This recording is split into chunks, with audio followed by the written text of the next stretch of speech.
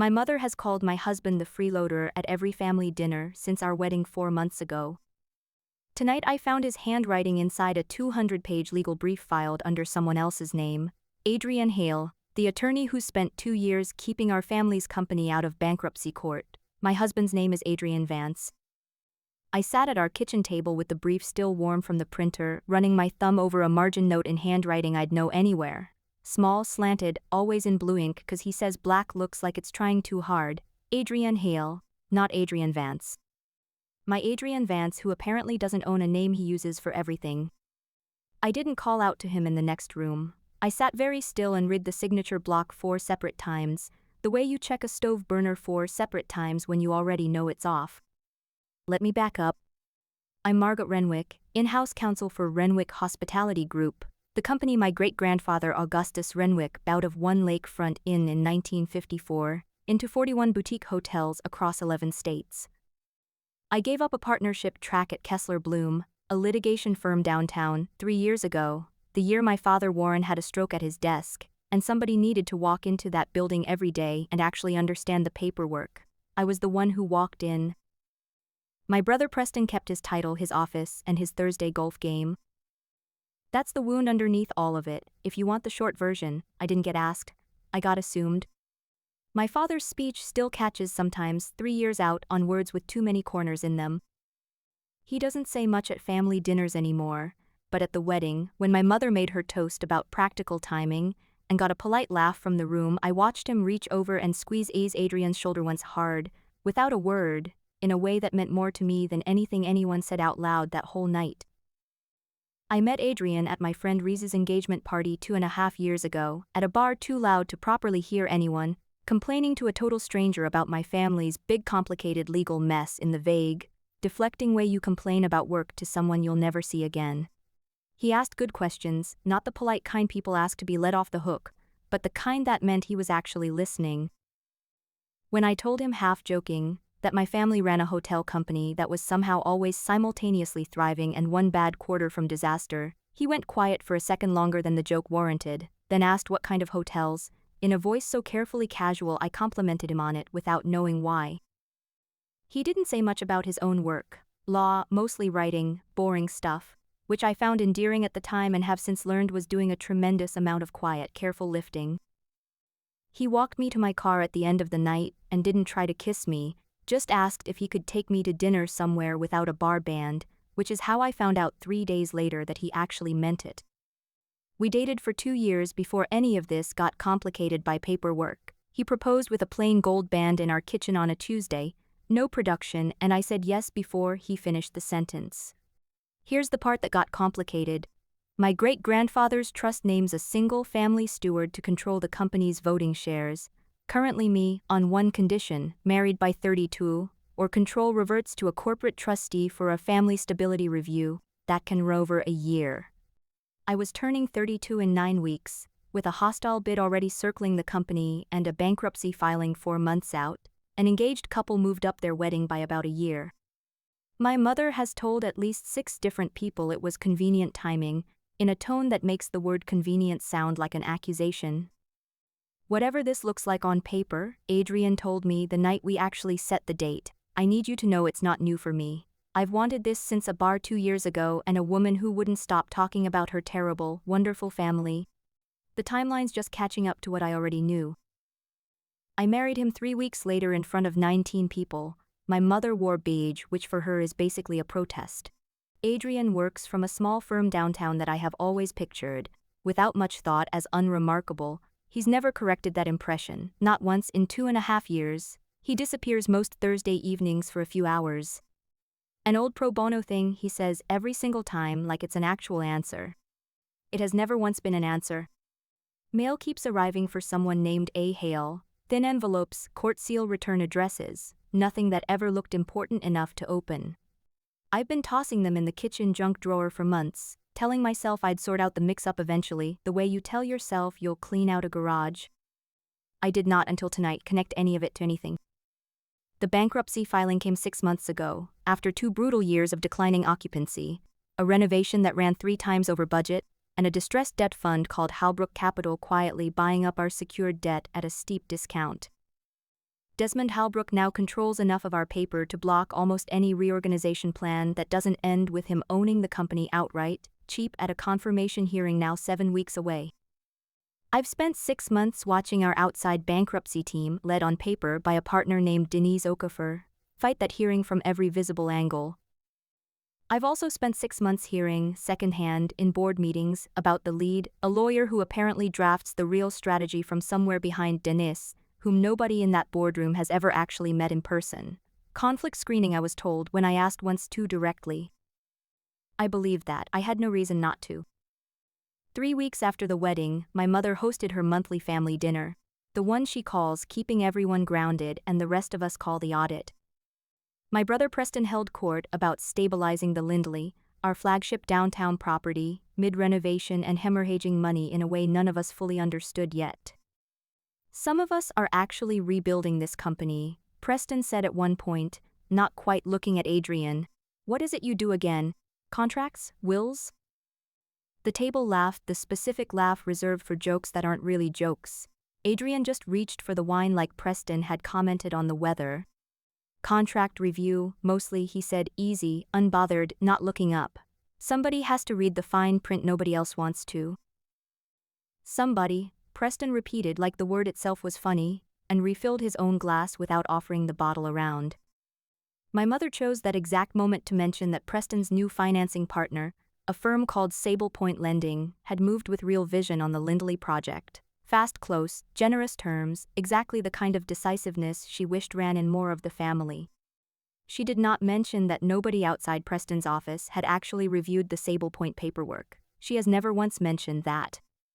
I caught Preston's jaw tighten for half a second at his own financing partner's name. I told myself I'd imagined it. In the car afterward, Adrian reached over and turned my hand palm up on the console, tracing one slow line across it the way he's done since our second date, when I told him my hands give away exactly how I'm feeling about 4 seconds before my face does. You're doing the thing, he said. What thing? The thing where you go quiet and start building a case file in your head nobody's asked you to build. Your brother-in-law Energy just called you a wills and contracts guy at my own mother's table. Preston's been calling me that since the engagement announcement. I've made my peace with it, mostly. He kissed my knuckles, unhurried, like we had nowhere else on earth to be. You know the only vote that counts in this car, right? Vote. Whether I had a good day, I did. Nobody sent me a single email after 6 p.m., which for me is basically a vacation. He glanced over, easy in a way I both loved, and that night, couldn't quite trust all the way through. I don't need your mother's approval, Margaret. I need yours. That one's not for sale, and it's not up for a vote either. I laughed despite myself. I always do with him. It's the most reliable thing about us. I didn't ask him that night why a man who bills himself as unremarkable gets phone calls he takes with the office door shut. I told myself it was because it sounded paranoid. Some smaller, more honest part of me knew it was because I was afraid of what I'd find if I actually looked. The confirmation hearing date landed on the court calendar the second week after that dinner, 7 weeks out, Judge Elena Castellano presiding, the single hearing that would decide whether Renwick Hospitality reorganizes intact or gets liquidated into Desmond Halbrook's portfolio for parts. Adrian came home that week different, not upset, careful. The Thursday disappearances started running longer. A leather folder appeared on his desk and then didn't reappear again, the way you notice a piece of furniture has moved even if you can't say which piece. I asked him once straight out if everything was okay. Define okay, he said, which is not an answer either. And then he changed the subject so smoothly I didn't catch it happening until I was 3 sentences into a story about a title dispute on one of our Nashville properties. I lay awake more that month than I had since my father's stroke. Not because I thought Adrian was lying to me about something small. Because some quiet, sick part of me had started wondering if 2.5 years of steady, unbothered calm had been a performance the whole time, and I was about to find out exactly what it had been covering for. One night, unable to sleep, I sat alone in the dark kitchen with our wedding photo propped against the fruit bowl, tracing the edge of the frame the way he traces my palm, and made myself ask the question straight out, the way I'd ask it of any client who'd come to me half convinced of their own worst theory. What specifically do you actually have? A closed office door, a folder that moved, a Thursday. I had no evidence of anything, only the particular dread of a woman who has spent her whole career trained to notice exactly how thin a story sounds before someone finishes telling it. I want to be honest about that part. I doubted him before I ever found the brief. Renwick Hospitality turned 70 that spring, and my mother insisted on an all-employee anniversary reception at the Lindley, despite the renovation scaffolding still wrapping half the lobby, because in her words, morale doesn't wait for drywall. She called me 2 days before to talk seating. "I've put you and Adrian near the coat check, with the spouses," she said, light as anything. "The Halbrook people RSVP'd. If you can believe the nerve, and appearances matter enormously right now. I just think it's cleaner if the family table reads as family. You understand." I understood exactly what she meant, and exactly what she didn't want to say out loud in front of me. I sat Adrian at the family table anyway, between me and my father, close enough that when Desmond Halbrook worked the room an hour later, shaking hands with the easy confidence of a man measuring curtains for an office he didn't own yet, he shook Adrian's hand too, and Adrian shook it right back, and said his own name pleasantly, and gave away nothing at all. I watched Halbrook's eyes pass over my husband the way you pass over furniture. My mother watched the whole exchange from across the room, jaw set, and said nothing to me about seating again for the rest of the night, which from her counts as a kind of retreat. The Renwick Family Foundation held its spring gala at the end of that month, the event where my mother performs generosity in a room full of people who already know exactly how much everything costs.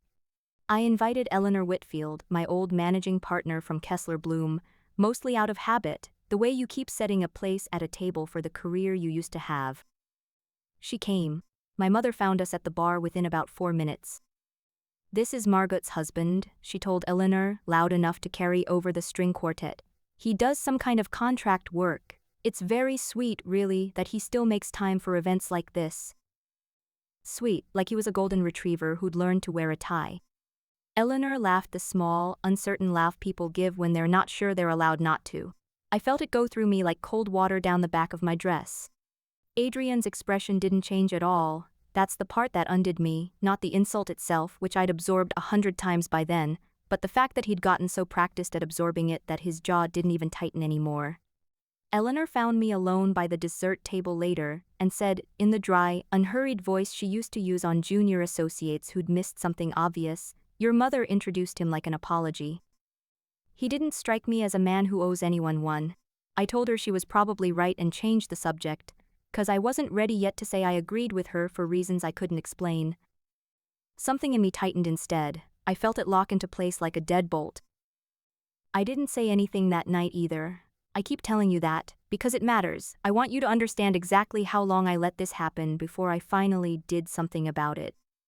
I did what I always do when I'm scared instead of screaming about it. I opened a blank document on my laptop and started keeping a timeline, formatted like a memo, the way you'd log evidence for a deposition you weren't sure you'd ever actually file. Every odd Thursday, every closed office door, every piece of mail addressed to a stranger who never existed anywhere except our kitchen drawer. On a Saturday while Adrian was at the office, I finally did the thing I'd avoided for weeks and pulled the public court docket for our own bankruptcy case, the way I'd pull any adversary's filings out of habit more than suspicion. Denise Okafor's name was everywhere, exactly as expected. Buried in the certificate of service on a 200-page brief, in 6-point font nobody reads, was a second name I'd genuinely never noticed before, Adrian Hale of Counsel. I told myself it was a coincidence of a name. Hale wasn't that unusual. Then I started actually reading the brief itself, the way you read something once you've decided to stop pretending you're not looking for anything. Page 40, a footnote arguing that a particular creditor's claim was dressed up in the language of rescue while doing the arithmetic of a hostage situation. I sat with that sentence for a long moment before I understood why it had stopped me cold. Adrian says that, almost that exact phrase in almost that exact rhythm, about problems that have nothing to do with the law, a stalled elevator once, a bad contractor, his own mother's second marriage. It's a private verbal tic I would have sworn, under oath, belonged to no one else on earth. Then I remembered the drawer. Preston called me 2 nights later, his voice pitched too casual, asking whether Adrian and I had anything liquid we weren't using, just in case the Lindley project needed a short-term bridge before its next distribution. I thought Sable Point already funded the renovation, I said. They did. This is just timing. A pause, quieter. You know how construction is. Everybody assumes everybody else's money is simple. I told him I'd ask Adrian, mostly to end the call. When I hung up, I sat with my laptop memo open for a long time, looking at the line where I'd written Preston, Sable Point. Something's wrong there, and added one more, Adrian Hale is not a coincidence of a name. I was right about both, I just didn't know yet how right. There's a piece of this I only learned afterward, from Preston himself, months later, in his own words. I'm going to tell it to you the way he told it to me, because I wasn't there for it, and I think you deserve to hear it as its own scene instead of secondhand. Preston sat across from Private Club downtown 8 months ago, 3 weeks before the Lindleys' financing closed, in the warm and confiding voice who collects proteges that Preston had of instinct this family rewarding 2 generations ago. Halbrook slid across the table for Sable Point lending. Fannerus family office friendly and told Preston it would let him close Lindley deal himself without waiting on legal's review cycle, without needing his sister's sign-off something once. Allowed to be good at a loan. Families like yours confuse caution with wisdom, Halbrook told him, refilling Preston's glass without being asked. By the time your board finishes reviewing something, somebody hungrier has already closed. I'm not offering you a loan, Preston. I'm offering you the chance to actually be the man they keep waiting for you to become. Preston signed it in that room. He did not read the assignment clause on page 11, the one that lets Sable Point transfer its position to any affiliate, including, though it named no names, Halbrook Capital itself, the moment the company entered bankruptcy. He found out what he'd actually signed 5 months later, the day Halbrook's fund appeared on the secured creditor list holding the exact position Sable Point had originated. He did not tell anyone. He told himself he'd fix it quietly before anyone had to know, and then Halbrook started calling to check in, warm as ever, mentioning small details about the family's legal strategy that Preston had never told him and had no way of explaining, and Preston understood, slowly and with real horror, that he was no longer the one deciding what got kept quiet. When he finally told me some of this, not all of it yet, just enough, his voice had a flatness I'd never once heard from my brother, who has spent his whole life sounding pleased with himself. I should have said something the day I found out, he told me. I kept thinking I could unwind it before it mattered. I didn't want to be the reason this company actually went under. I understood that better than I wanted to admit. I had my own version of the same excuse, sitting in a laptop memo I hadn't shown a single living soul. 4 days after I found the brief, I finally asked Adrian outright, over dinner neither of us had touched. I laid the printed pages between us on the table like evidence, because some habits don't turn off just because you're scared. He looked at the pages for a long moment before he looked at me. 2 years, he said quietly. Before Reese's party even, I was already on the case when we met. I just didn't know yet that the woman at the bar complaining about her family's big complicated legal mess was the same file on my desk. I figured it out about 6 weeks into dating you, when you mentioned your great-grandfather's name. And you kept dating me. I kept dating you because by then I already knew I wasn't going to stop, conflict or no conflict. I never discussed the case with you, not once, not even the night you were up until 2 in the morning worried about Preston's spreadsheets.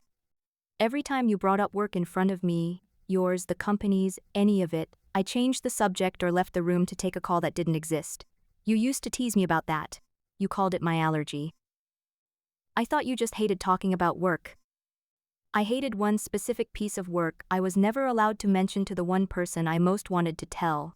He turned the pages toward himself, gently, like he was handling something breakable. That firewall is the only reason any of this is still defensible in front of a judge. He exhaled like a man who'd been holding his breath since that bar. I built the whole arrangement around never taking a fee once we got serious. I billed this case $1 a year, Margot. Because the day I realized I loved you, I also realized I could never let anyone say I profited off marrying into this family.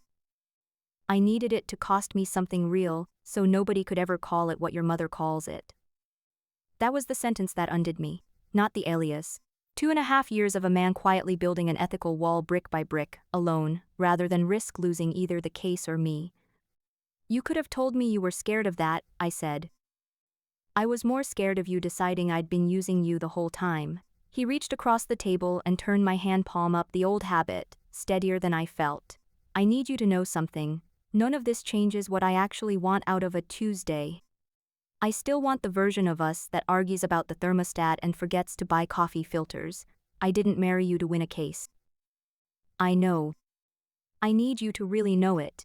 Because in about 6 weeks, a lot of people are going to look at me very differently, and I need at least one person in this family who already knows exactly who I am. I told him I'd known exactly who he was since a loud bar and a stranger who asked good questions, and that a second name on a signature block wasn't going to change that now. I woke up the next morning to the smell of coffee and Adrian humming off-key in the kitchen, like the entire previous night hadn't just rearranged 2.5 years of assumptions I hadn't known I was making. He'd cleaned out the junk drawer. Every envelope addressed to A. Hale sat in a neat stack on the counter, finally opened. "You could have told me sooner," I said, nodding at the stack. I could have. I also could have kept telling myself there'd be a better week for it, and there's never actually a better week, so he handed me a mug. Also, I ate the last of the good coffee, so balance restored to the universe. I laughed for the first time in what felt like days. It's still, even now, the most reliable thing about us. 12 days before the confirmation hearing, Halbrook's counsel filed an emergency motion to disqualify Adrian Hale from the case entirely, citing an undisclosed marital relationship with a Renwick family member as an irreconcilable conflict of interest, and asking the court to strike 2 years of his work product from the record along with him. There was no hidden fee arrangement to find because there wasn't one. There was very much a company called Sable Point Lending with an assignment clause built to hand itself to Halbrook the moment we filed, and I understood, reading the motion at midnight, exactly what Halbrook was actually doing. He wasn't trying to win the conflict argument on its merits. He was trying to make enough noise about it 12 days out that the board panicked and asked Denise to withdraw the whole strategy rather than risk the hearing. It didn't need to be true. It just needed to cost us the one lawyer who'd spent 2 years learning where every one of Halbrook's positions was weakest. Denise called an emergency board meeting the next morning. My mother, hearing marital relationship and conflict of interest in the same sentence for the first time, went the color of old paper and did not say one word about it being convenient timing. I watched Adrian go very still in a way I recognized now for what it actually was. Not calm, control held on purpose over something enormous underneath it. I disclosed the relationship to Denise the week we got engaged. He told the board evenly. "It's in the file. I structured a firewall around it specifically so this exact motion would fail, and I billed this case $1 a year for 2 years so no one could credibly argue I benefited from it. I'll stand behind every page of that record in open court if that's what it takes." Denise didn't look surprised, which told me everything about how long she'd known and said nothing, for reasons that were entirely hers to have. "The firewall documentation is thorough," she told the board, flat and lawyerly. "I wouldn't have kept him on the case otherwise. But I won't pretend a disqualification fight 12 days out doesn't cost us time we don't have to lose." Nobody on that board asked me directly what I thought. I said it anyway. He told me the truth 4 days ago, and I've read every page of that firewall myself since. If you pull him now, you're doing exactly what Halbrook wants for free. He looked at me once before he looked back at the room. "I didn't build any of this to become a headline at my own in-laws' hearing," he said. "Or mine." I called Preston that night. I told him as plainly as I knew how what the motion actually was, and what I now believed about Sable Point's assignment clause, and who I thought had built it that way on purpose. There was a long silence on the line. "I have the original term sheet Halbrook handed me himself, and 4 months of call logs I've been too ashamed to look at twice," Preston finally said. I kept telling myself I was protecting the company by staying quiet. I think mostly I was protecting myself from finding out how badly I'd already been used. "You can still do something with it." "I know," he said. "I'm going to." Denise's team filed our opposition to the disqualification motion the morning of the hearing, built on Adrian's 2-year firewall record and a $1 engagement letter that made the financial benefit theory collapse on contact. Preston's evidence went in separately under his own name, showing Sable Point's assignment clause had been drafted by Halbrook's own outside counsel 11 days before Preston ever sat down at that club. I didn't fully exhale until I watched both filings get time-stamped, 4 minutes apart on the same docket. I didn't sleep at all the night before the hearing. I lay next to Adrian, listening to him breathe evenly in the dark in a way that meant he'd actually managed to fall asleep, and ran the equitable subordination argument in my head 4 separate times, the way you check a stove burner you already know is off. Somewhere around 2 in the morning he shifted and found my hand in the dark without waking up all the way. "You're doing the thing," he mumbled half asleep, and I laughed before I could stop myself. quiet enough not to wake him further. "Go back to sleep," I told him. "One of us should walk in there rested." "Come here instead," he said, and I did, and for a while I stopped running the argument in my head at all, which might have been the entire point. Judge Castellano's courtroom filled early, Denise and Adrian at one table, Halbrook and his counsel at the other, my mother in the second row in a gray suit that was, for her, basically sackcloth. Preston sat beside me instead of beside her, which hadn't happened at a family event in longer than I could remember. Federal courtrooms are colder than people expect, all blonde wood and recessed light, built to make everyone in them feel equally small, and for once in my life that felt like a mercy instead of an insult. The disqualification motion came first. Adrian stood, stated his full name for the record, Adrian James Hale Vance, he said, unhurried, the two halves of himself finally in the same sentence, and walked the court through 2 years of firewalled billing records without raising his voice once. Halbrook's counsel had no financial benefit theory left to stand on, and Judge Castellano denied the motion from the bench in under 4 minutes, the kind of clean, unhurried ruling that makes clear a judge has already read every page twice. My mother's hand found the back of the pew in front of her. Somewhere behind me I heard fabric shift as she sat down harder than she meant to. Halbrook himself didn't move at all, which was somehow worse than if he had. Then Preston stood and told a federal judge in a voice with none of its usual polish, exactly what he'd signed and why and who had handed it to him. He named the club, the date, the exact language on page 11. Halbrook's own outside counsel visibly stopped taking notes about halfway through, which is its own kind of confession. Judge Castellano did not raise her voice either. She simply noted, for the record, that a secured claim originated through concealed self-dealing, and an undisclosed assignment scheme was subject to equitable subordination, effective immediately, and referred the matter to the U.S. Trustee's office for further review. Halbrook's blocking position on our reorganization plan evaporated in a single sentence. He was still gathering his papers when his own counsel started gathering theirs faster, the particular scramble of people who bill by the hour recalculating exactly how much longer they intend to be associated with him. The room made a sound I felt land somewhere behind my sternum. My mother did not make a sound at all. For the first time in my entire life, I watched her have absolutely nothing left to say. Preston found me in the hallway before I found him, and hugged me hard enough that I felt him shaking, not from the ruling, from months of carrying something alone that had just finally stopped being only his to carry. "I didn't know it went that deep," he said into my shoulder. "The assignment thing. I knew I'd been careless. I didn't know I'd been a tool." "Neither did I really, until about 2 weeks ago." He laughed, short and a little wild, the sound of someone who's been holding his breath a long time and forgot how strange it feels to finally let it out in a marble hallway. Reporters from 2 local outlets were already working the other end of the corridor, asking Denise's team for comment on the equitable subordination ruling, on Halbrook, on the referral to the trustee's office. I found Adrian at the edge of it, still in his good suit, shaking hands he'd spent 2 years never once being allowed to shake in public. He caught my eye over a reporter's shoulder and mouthed one word, "Later." The same word, the same look from my mother's dinner table months earlier. Except this time I finally knew exactly which fire he'd been quietly putting out, and exactly how long he'd been putting it out alone. I heard the rest over the following weeks. The U.S. Trustee's referral turned into a Department of Justice inquiry into Halbrook Capital's broader, distressed debt practices within a month, reportedly involving at least 2 other companies besides ours, both mid-size family businesses that had never made the papers the way we suddenly did. Renwick Hospitality's reorganization plan was confirmed 6 weeks later with Halbrook's position stripped of its blocking rights entirely, the Lindley renovation refinanced through a lender who insisted on reading every page himself. Preston stepped down from Chief Development Officer the same week on his own, and asked to start over somewhere junior enough that nobody could hand him a term sheet he didn't fully understand ever again.